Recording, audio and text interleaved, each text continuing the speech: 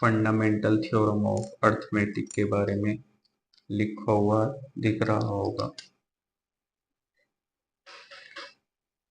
इसमें हम इसको एक्सप्लेन करने से पहले थोड़ा समझ लेते हैं कि फंडामेंटल थ्योरम ऑफ अर्थमेटिक क्या होता है। अगर हम डेफिनेशंस के अकॉर्डिंग देखें तो इसमें लिखा हुआ है कि every composite number can be expressed factorized as a product of primes and this factorization is unique apart from the order in which the prime factor occur। मतलब कि सारे के सारे कंपोजिट नंबर्स फैक्टराइज होंगे अपने प्रोडक्ट ऑफ प्राइम्स के, और जो फैक्टराइजेशन होगी वो बेटा यूनिक होनी चाहिए। मैंने यहाँ पर एग्जाम्पल लिए हैं आपके लिए दो, उसको देखते हैं। चलिए, अभी मैंने बताया प्राइम फैक्टराइजेशन कैसे करते हैं। इस 20 की प्राइम फैक्टराइजेशन अगर हम करें तो 2 10 जा 20, 2 5 जा 10, 5 1 जा। तो अगर हम इस 20 को 2 मल्टीप्लाई 5 लिखेंगे तो यही हमारा क्या होगा कि every composite number can be express factorize as a product of prime. ये जो फैक्टराइजेशन है, ठीक है, ये किसका है? प्रोडक्ट ऑफ प्राइम नंबर्स का है। And this factorization is unique. ये हमारी फैक्टराइजेशन क्या होगी बेटा? यूनिक होगी। Got it? इसको अगर हम इस तरीके से लिखें 2 की पावर 2 मल्टीप्लाई 5 तो कोई प्रॉब्लम नहीं है। इसी तरीके से अगर हम 35 का प्राइम फैक्टर करें तो 35 को अगर हम 5 से डिवाइड करेंगे तो 5 7 जा 35 एंड 7 1 जा 7। तो इसको हम अगर प्राइम फैक्टराइजेशन के प्रोडक्ट में लिखें तो कैसे लिखेंगे? 5 multiply 7। I think fundamental theorem of arithmetic हमारी थोड़ी बहुत क्लियर हो गई होगी। नेक्स्ट हम आती है हमारी HCF and LCM. HCF and LCM. HCF is highest common factor.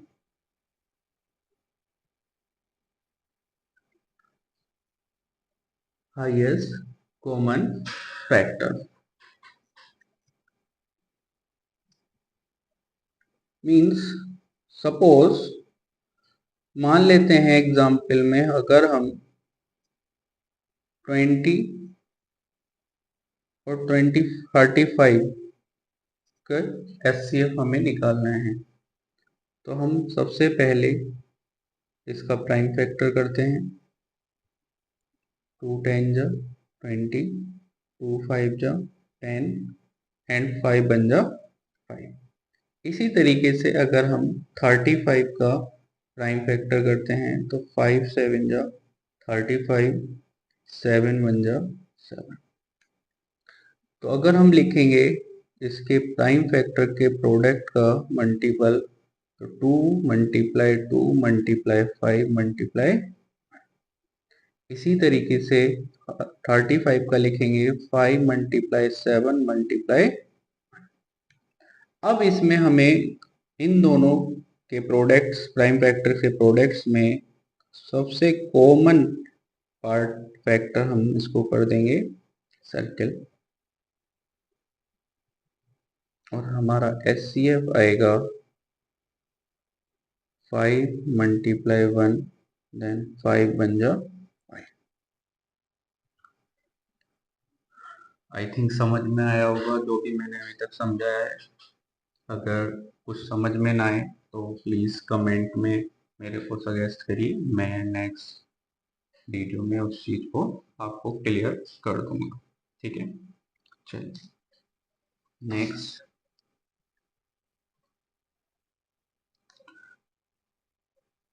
Next अगर हम बात करें एलसीएम की,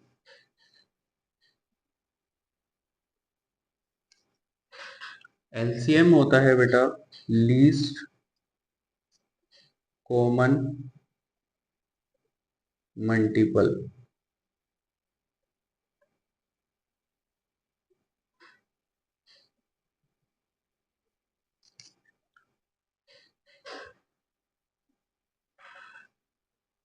अगर हम लीस्ट कॉमन मल्टीपल की बात करें, एलसीएम की बात करें, तो हम सेम एग्जांपल लेते हैं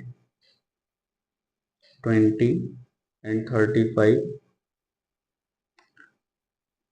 यहाँ पर हम दो प्रोसेस से डिफाइन कर सकते हैं, लेकिन हम प्राइम फैक्टराइजेशन का ही यूज करेंगे।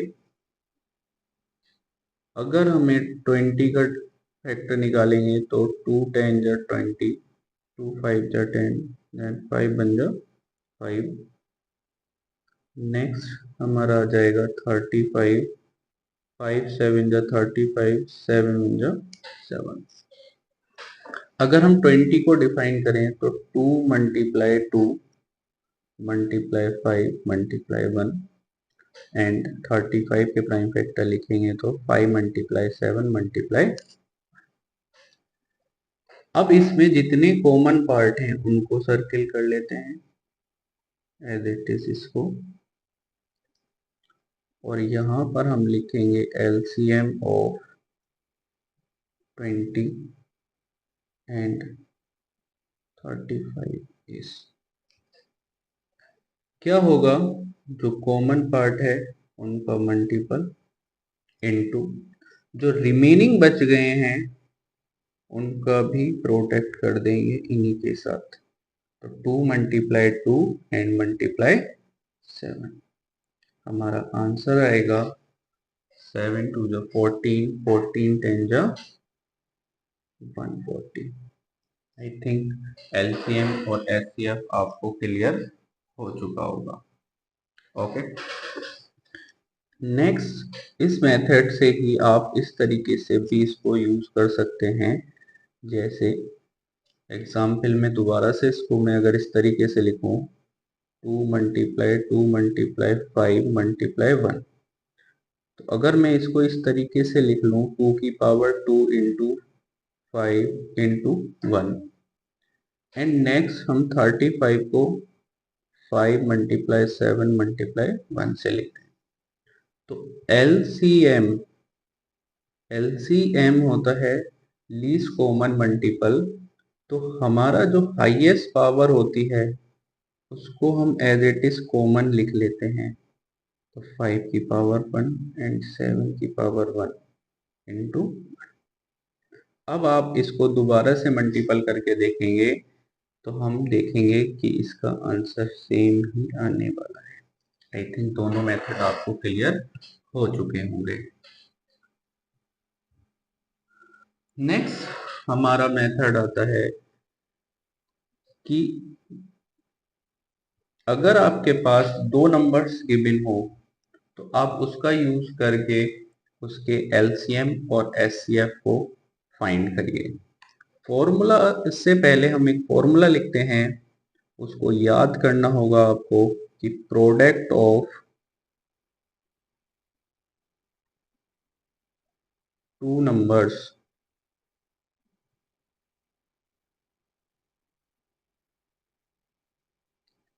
इक्वल होगा एचसीएफ इंटू एलसीएम के प्रोडक्ट के। आई थिंक ये चीज आपको समझ में आ गई होगी कि जो प्रोडक्ट है टू नंबर्स का वो क्या होगा, प्रोडक्ट होगा एचसीएफ और एलसीएम का। एग्जाम्पल में हम ले लेते हैं क्योंकि हमने ऊपर डिफाइन कर रखा है। हमारे पास मान लेते हैं two numbers A and B हैं, तो इनका प्रोडक्ट हमारा इनके एचसीएफ इंटू एलसीएम के इक्वल हो जाएगा। जैसे हमारा फर्स्ट नंबर 20 था और सेकंड नंबर हमारा बेटा 35 था, वो इक्वल आना चाहिए था HCF of 20 and 35 and LCM of 20 and 35। तो अगर हम बात करें एचसीएफ की तो हमने अपनी पिछली स्लाइड में देखा कि 20 का एचसीएफ हमारा 5 आया और एलसीएम हमारा बेटा कितना आया 140। अगर हम इन दोनों के प्रोडक्ट को मल्टीपल करें तो ये हमारा 700 आएगा और 14 5 जा 70 10 तो ये भी हमारा कितना आएगा 700 ही आएगा। अगर यहाँ से देखें तो लेफ्ट हैंड साइड और राइट हैंड साइड दोनों हमारी क्या हो गई इक्वल, और हमारा जो रिलेशन है product of two numbers equal to HCF into LCM verified हो गया। आई थिंक हमें आज जितना हमने आपको समझाया बिल्कुल क्लियर हो चुका होगा।